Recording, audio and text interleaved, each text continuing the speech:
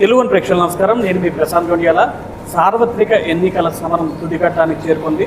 మరికొద్ది రోజుల్లోనే ఏదైతే నేతల భవితవ్యాన్ని ఈవీఎంలో నిశ్చితం చేసిన ప్రజలు ఎవరికి పట్టం కడతారా, ఎవరిని పక్కన పెడతారా అనే సస్పెన్స్ అయితే వేయనుంది. ఈ నేపథ్యంలో ఎగ్జిట్ పోల్స్ తాలూకా అలజడి సందడి అనుకోవచ్చు. ఏదైనా మొత్తానికి రాష్ట్రంలో మొదలైంది. ప్రస్తుతం మనతో రైజ్ సంస్థ CEO అయినటువంటి ప్రవీణ్ పులట గారు ఉన్నారు. ఈయన అనాలిసిస్ ఏ విధంగా ఉంది, భవిష్యత్తులో రాష్ట్రంలో ఫలితాలు ఏ విధంగా ఉండబోతాయో ఆయన మాటలు తెలుసుకుందాం. ప్రవీణ్ గారు నమస్కారం. నమస్తే అండి. మొత్తానికి గడిచిన 4-5 ఏళ్ళుగా నిర్విరామ కృషి అయితే చూసారు, అందరం చూస్తున్నాం కూడా. ఈ నేపథ్యంలో ఎగ్జిట్ పోల్స్ ఎలా ఉంటాయి, మీ అంచనాలు ఏ విధంగా ఉంటాయి? అంటే రైజ్ మొత్తం 175 నియోజకవర్గాల్లో పోస్ట్ పోల్ సర్వే ఏదైతే మనం ఎగ్జిట్ పోల్స్ చేయము, ఎగ్జిట్ పోల్స్ యాక్యురేట్గా వస్తాయని నేను నమ్మను. పోస్ట్ పోల్ సర్వే అనేది చేసాం. ప్రీ పోల్ సర్వే 2 times చేసాము. ఎగ్జిట్ పోల్ అనేది ఎగ్జిట్ పోల్ కాకుండా పోస్ట్ పోల్ సర్వే చేసాం. ఒక 15 రోజుల పాటు, ఎన్నికలు అయిన తర్వాత 15 రోజుల పాటు చేసాం. చేసినప్పుడు ఏంటంటే ముఖ్యంగా తెలుగుదేశం పార్టీ, జనసేన, బీజేపీ కూటమి ఏపీలో అధికారంలోకి వస్తుందనేది మనం స్పష్టంగా చెప్పగలం, గట్టిగా చెప్పగలం. ప్రవీణ్ గారు చెప్పేస్తున్నారు అధికారంలోకి వస్తుందని. ఈ నేపథ్యంలో దీని గురించి డిస్కషన్ చేసుకునే ముందు మీకున్న ఎక్స్పీరియన్స్ ఏంటి, రైజ్ తరగతి నేపథ్యం ఏంటి, రైజ్ను ప్రజలు ఎందుకు నమ్మాలి అంటే? నేను 2009 నుంచే బ్యాక్గ్రౌండ్ వర్క్ చేశాను. ఎన్నికల విషయంలో ఈ సెఫాలజీ ఏదైతే వర్క్ ఉందో నేను 2009 నుంచే చేస్తున్నాను. తాజాగా ఏంటంటే మనం కర్ణాటక ఎలక్షన్స్ 98% యాక్యురసీతో యాక్యురేట్గా రిజల్ట్ ఇచ్చాం. తర్వాత రీసెంట్గా తెలంగాణ ఏదైతే 64 నుంచి 70 సీట్లు వస్తుంది అనేది తెలంగాణలో కాంగ్రెస్ అని చెప్పాము, ఖచ్చితంగా అక్కడే ల్యాండ్ అయింది. సో మనం 98%, 99% యాక్యురసీతో రిజల్ట్ ఇస్తున్నాం. అందుకనే మనకి మంచి మైలేజ్ అనేది ఉంది ఇప్పుడు. అందుకని అత్యంత ఆసక్తిగా రైజ్ సర్వే ఫలితాల కోసం వెయిట్ చేశారు. పోస్ట్ పోల్ కూడాను మనం అంతే బలంగా చెప్తున్నాం, యాక్యురేట్గా ఇచ్చామనేది చెప్పగలుగుతున్నాం. రైజ్కి మంచి మైలేజ్ ఉందని ప్రవీణ్ పుల్లట చెప్తున్నారు. దాన్ని ప్రజలు కూడా ఆదరిస్తున్నారు. గతంలో ఆ తరహా పరిస్థితులు ఉన్నాయని చెప్తున్నారు. ఈ నేపథ్యంలో రాష్ట్రంలో ఫలితాలు ఏ విధంగా ఉండబోతాయి మీ అంచనా? అదే చెప్పాను కదా, ఇప్పుడు కూటమి అధికారంలోకి రావడం ఖాయం. కాకపోతే ఎన్ని సీట్లు అంటే 113 నుంచి 122 సీట్లు అలయన్స్కి వచ్చే అవకాశం అయితే ఉంటుంది. వైఎస్ఆర్సీపీకి 48 నుంచి 60 సీట్లు వచ్చే అవకాశం అయితే ఉంటుంది. ఇతరులు అంటే కాంగ్రెస్ లాంటి పార్టీలకి ఒకటి రాకపోవచ్చు, ఒకటి వస్తే రావచ్చు. ఎందుకు సార్ అంతా మీరు చెప్పిన వేరియేషన్? రాష్ట్రంలో సంక్షేమం అందించాము, అభివృద్ధి చర్యలు చేశాము, వైనాట్ 175. ఈ 4-5 నెలల్లో అన్ని పార్టీలు ఓదరగొట్టారు, మీరు ఏకంగా 1 సైడ్ అని చెప్పేస్తున్నారు. అంటే సంక్షేమం ఇది కొత్తగా ప్రవేశపెట్టింది ఏం కాదు. సంక్షేమం ఎందుకు మరి మీలాంటి వాళ్ళు కూడాను, మీడియా ఉన్న వాళ్ళు కూడాను అందరూ సంక్షేమం అని ఎందుకు అంటున్నారో తెలియదు. కొత్తగా వచ్చిన సంక్షేమం కాదు. సంక్షేమ పథకాలనేవి ఎప్పుడో ప్రవేశపెట్టినవి. అంటే రాజకీయాల జోలికి నేను వెళ్ళకూడదు అనుకున్నాను కానీ, బట్ విషయం ఏంటంటే సంక్షేమ పథకాల్లో కూడా చాలా చోట్ల కోతలు ఉన్నాయి. సంక్షేమ పథకాలు తీసుకుంటున్న వాళ్ళలో కూడా చాలా వరకు అసంతృప్తి ఉంది. ఏ పర్సంటేజ్ ఉంది ఏంటనేది ప్రతి నియోజకవర్గాన్ని మారుతుంటుంది. నెక్స్ట్ ఇంకోటి ఏంటంటే సంక్షేమ పథకాలు ఈయనకంటే కూడా అదనంగా ఇస్తానంటున్నాడు కదా ఆయన. తెలుగుదేశం పార్టీ అధినేత లేకపోతే కూటమి మేనిఫెస్టో తీసుకోండి, అదనంగా ఇస్తానంటున్నాడు. అదనంగా ఇవ్వడంతో పాటు మీకు 3,500 ఇతను ఇస్తే అతను 4,000 ఇస్తానంటూ అదనంగా ఏమంటున్నాడు, నేను అభివృద్ధి కూడా చేసి చూపిస్తాను, నాకు అవకాశం ఇవ్వండి అని ఆయన అడుగుతున్నాడు. సో ఏ ఫ్యాక్టర్ ఎంతవరకు పనిచేసింది అనేది ప్రతి నియోజకవర్గానికి ప్రతి పర్సంటేజ్ మారుతుంటుంది. సో కొత్తగా ఈ సంక్షేమ పథకాలు అనేవి ఇప్పుడు కావు. ఎంతో కొంత మిమ్మల్ని సీఎం చేసినా కూడా ఎంతో కొంత అదనంగా ఇచ్చే మీరు కంటిన్యూ చేయాలి, కానీ ఎక్కడ తగ్గే ప్రసక్తి అయితే ఉండదు. దేశ రాజకీయాల్లో, ఆంధ్రప్రదేశ్ రాజకీయాల్లో ఎప్పుడు ప్రత్యేకమే, ఎప్పుడు కూడా అందరి దృష్టి కూడా ఈ ప్రాంతంపైన ఉండే పరిస్థితి. ఈ నేపథ్యంలో ఇక్కడ ఎన్నికలను పరిశీలిస్తే రీజియన్ల వారీగా లెక్కలు వేసుకుంటారు, కులాల వారీగా లెక్కలు వేసుకుంటారు. ముందు రీజియన్ల వారీగా మాట్లాడుకుందాం. ఉత్తరాంధ్ర కానీ, రాయలసీమ కానీ, వీటన్నిటి పరంగా ఎలా ఉంటుంది రేషియో, ఎన్ని సీట్లు ఉన్నాయని? అంటే 34, ఎస్పెషల్లీ 34 ఉత్తరాంధ్ర విషయంలో 22 నుంచి 25 వరకు వచ్చే అవకాశం అయితే ఉంటుంది. ఏది మన కూటమికి. తర్వాత మిగిలిన సీట్లు అనేవి వైఎస్ఆర్సీపీకి వచ్చే అవకాశం ఉంటుంది.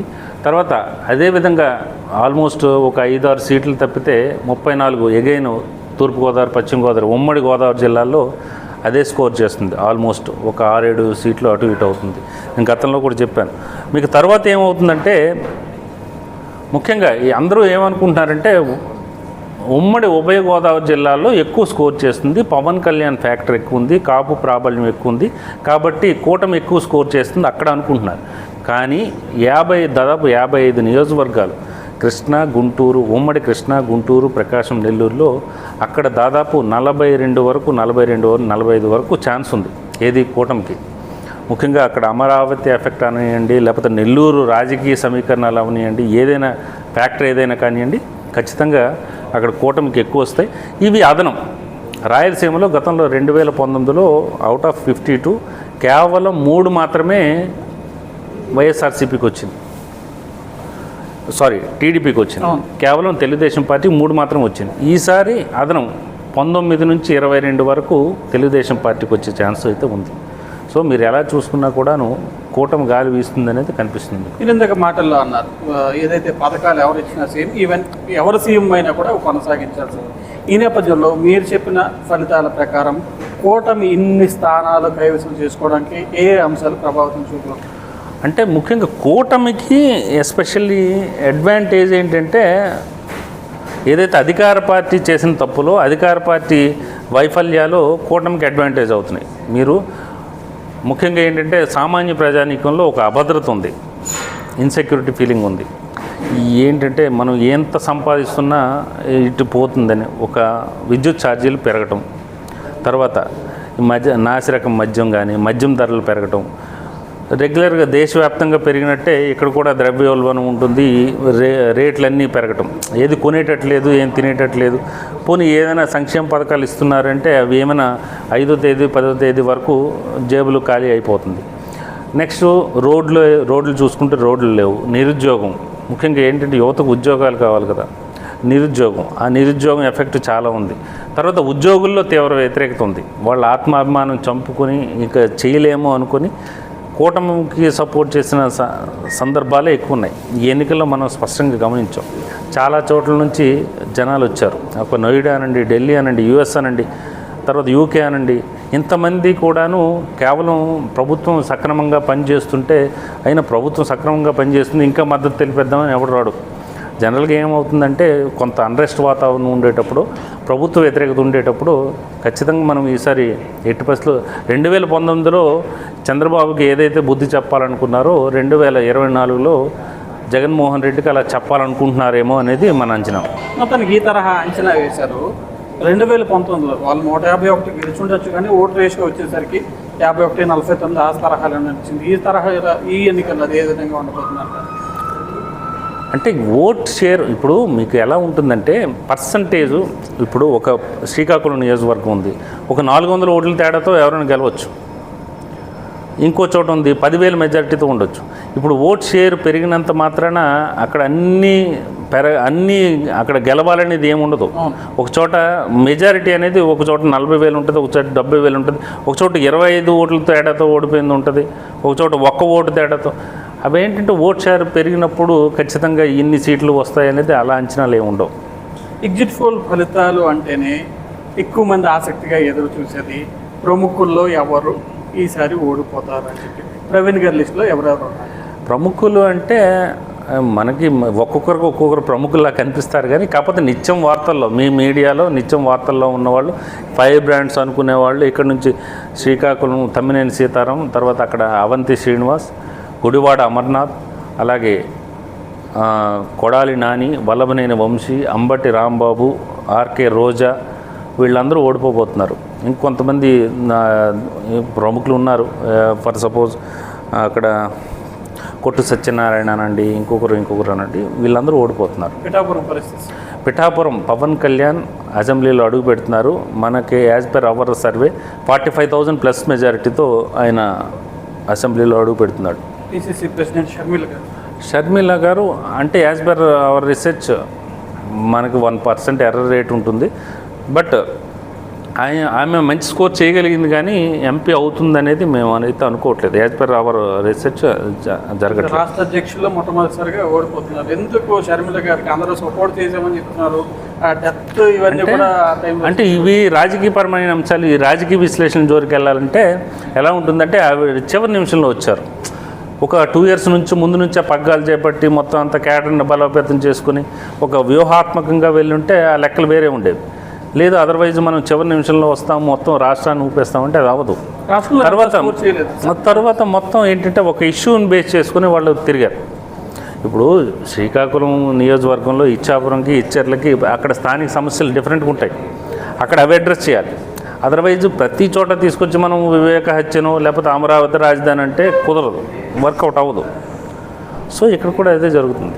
తర్వాత కాంగ్రెస్కి ఓట్ పర్సంటేజ్ ఇప్పుడు ఎంత ఉంది, అసలు పడిపోయింది కదా, చాలా బలహీన. ఎంత పర్సెంటేజ్ కూడా ఇంప్రూవ్ అవ్వాలి అంటే టైం లేదు, ఆ గ్యాప్ లేదు, టైం లేదు, గెయిన్ చేయడానికి ఆ టైం లేదు. పార్లమెంట్ మీకు చెప్పాను యాక్చువల్గా 17 వరకు ఐ థింక్ పార్లమెంట్ ఏంటంటే ముఖ్యంగా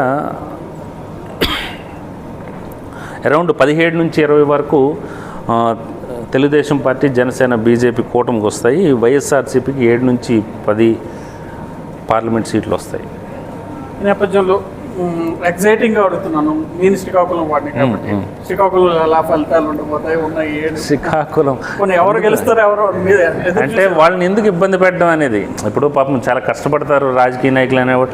ఈ 6 మాసాలు రెయిన్బో 177 మంది ఇబ్బంది పెట్టారు. 4 తెలుగుదేశం పార్టీ అండ్ అదే 4 అలయన్స్, 3 వైఎస్ఆర్సీపీకి వచ్చే అవకాశం లేకపోవడం ఏముండదు. బట్ ఎందుకు ఇబ్బంది పెట్టడం అనేది వాళ్ళు పాపం ఫలితాల కోసం 4 వరకు వెయిట్ చూస్తారు కదా. ఇది గుడ్ క్వశ్చన్. ఏంటంటే మనం ఏం చేస్తామంటే ఒక నియోజకవర్గంలో కొన్ని శాంపిల్స్ తీసుకుంటాం, కొంత క్వశ్చనేర్ తీసుకుంటాం. మేము రైజ్ ఏంటంటే పెక్యులర్గా రైజ్కు ఉన్న ఇదేంటంటే యూఎస్పి, మనం టెలిఫోన్కి ఏం చేయం, నేరుగా మన ప్రతినిధి ఆ నియోజకవర్గానికి వెళ్ళి ప్రతి పంచాయతీలో వెళ్ళి ఒక కిరాణా షాప్ దగ్గర, తర్వాత ఒక రైతు దగ్గర, ఒక యువకుడి దగ్గర, తాజాగా ఓటు సంపాదించిన వ్యక్తి దగ్గర, ఇలా ర్యాండమ్ అండ్ స్పెసిఫిక్ శాంప్లింగ్ మెథడ్స్లో మనం రీసెర్చ్ చేస్తాం, సర్వే చేస్తాం. సర్వే మొత్తం డేటా తీసుకుని విశ్లేషిస్తాం. అప్పుడు మనం పర్సంటేజ్ అనేది చేస్తాం, ఎవరు గెలుస్తారు, ఎవరు ఓడిపోతారు, తర్వాత ఏ ఏజ్ గ్రూప్ వాళ్ళు ఎటువైపు ఉన్నారు, తర్వాత ఏ వర్గం అంటే యువత ఎటువైపు. డీటెయిల్గా ఎక్స్ప్లెయిన్ చేయండి సార్. ఏ ఏజ్ గ్రూప్ వాళ్ళు ఎటువైపు ఉన్నారు, మహిళలు ఎటువైపు ఉన్నారు, ముస్లిమ్స్, మైనారిటీస్, అంటే ప్రతి నియోజకవర్గానికి అది మారిపోతుంది. స్టేట్లో అంటే యువత ఎక్కువగా కూటమి వైపు చూసింది, అర్బన్ సెగ్మెంట్ అనేది కూటమి వైపు చూసిందని అనుకుంటాం, జనరల్గా అనుకుంటాం. కాకపోతే ప్రతి నియోజకవర్గానికి అది మారుతుంటుంది. అర్బన్ ఎక్కడ వైసీపీ వైపు చూడలేదు సార్, వారు చెప్పుకుంటుంది. నేను అదే చెప్తున్నాను, ఈ సెగ్మెంట్ కంప్లీట్గా టీడీపీ వైపు ఉంది, ఈ సెగ్మెంట్ కంప్లీట్గా వైఎస్ఆర్సీపీ వైపు ఉంది అనేది అంత దీనిగా లేదు. కేవలం మాత్రం స్టిల్ ఎస్సీ ఎస్టీ అయితే వైఎస్ఆర్సీపీతో ర్యాలీ అవుతుంది. కాకపోతే ఎస్సీలో కొంత పర్సంటేజ్ తగ్గింది, నేను పర్సంటేజ్ కూడా చెప్పాను, కొంత పర్సంటేజ్ తగ్గింది. రిమైనింగ్ స్టిల్ తెలుగుదేశం పార్టీతో ఉన్నాయి. అందుకని ఆయన సోషల్ ఇంజనీరింగ్ బాగా ప్రామాణికంగా తీసుకొని ఏం చేశారు, వైఎస్ జగన్మోహన్ రెడ్డి ఆయన ఏం చేశాడంటే యాదవ్ కమ్యూనిటీకి ఎక్కువ ప్రిఫరెన్స్ ఇవ్వడం స్టార్ట్ చేశారు. మీకు అనిల్ కుమార్ యాదవ్ కావనివ్వండి, యాదవ్ల పర్సంటేజ్ ఎక్కువ ఉంది కాబట్టి మనకేంటంటే ఎస్సీలు, యాదవ్లు, కాపు ఇదంతా పర్సంటేజ్ ఎక్కువ ఉంది. కాపు వాళ్ళకి తగ్గిపోయింది. ఎందుకు తగ్గిపోయింది అంటే because of Pawan Kalyan. Kapu still rallying with Pawan Kalyan. ఈ నేపథ్యంలో కూటమిలో బీజేపీ ఉంది కాబట్టి మైనారిటీ ఓటు డిస్టర్బ్ అయిందా? అంటే మైనారిటీ ఇది ఎలా అంటే మీకు దేశవ్యాప్తంగా చూసుకునేటప్పుడు ఈ హైదరాబాదు కొన్ని నగరాల్లో కానీ కొన్ని స్టేట్స్లో కూడా ముస్లిం బలంగా ఉంటుంది. వేరే ఆంధ్రప్రదేశ్కి వచ్చేసరికి ఈ ముస్లిం కమ్యూనిటీ మిగిలిన అన్ని కమ్యూనిటీలతో కలిసిపోతుంది. సాధారణంగా మిగిలిన కమ్యూనిటీలా కలిసిపోతుంది. వేరే హైదరాబాద్ తీసుకోండి, మీకు ఒక పాత బస్తీ ఓల్డ్ సిటీ ఉంటుంది, అక్కడ కేవలం ముస్లిం కమ్యూనిటీ ఉంటుంది.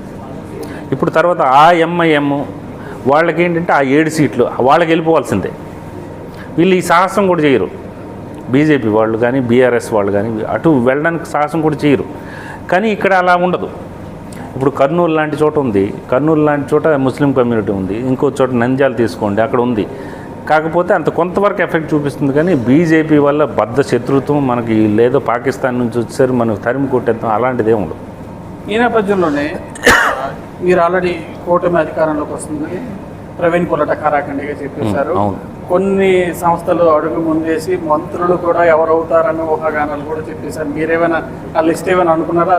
అది మనం సీఎం క్యాండిడేట్ కాదు అసలు మనం ఈసారి లోకేష్ గాని చంద్రబాబు గారి టీం గాని అంటే లేదు అంటే హైపోథెటికల్ వేస్ట్.